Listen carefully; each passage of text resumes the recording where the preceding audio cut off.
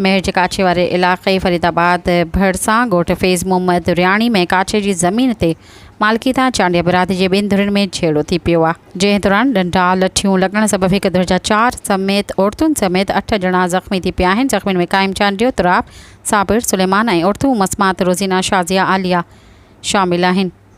ज़ख़्मी मर्दनि ऐं औरतुनि खे फरीदाबाद पुलिस जे बीच चकास वारो लेटर ॾेई तालका अस्पताल मेहर मुंतक़िल करे छॾियो आहे। जॾहिं त तालका अस्पताल मेहर में ज़ख़्मी ॿुधायो त असांजे ॻोठ फैज़ मोहम्मद चांडियो जे रहिवासियुनि सां ज़रई ज़मीन तां मसइलो हलंदड़ हुयो, जंहिंजो फ़ैसिलो नवाब बुरहान ख़ान करे ज़मीन असांखे ॾियारी हुई।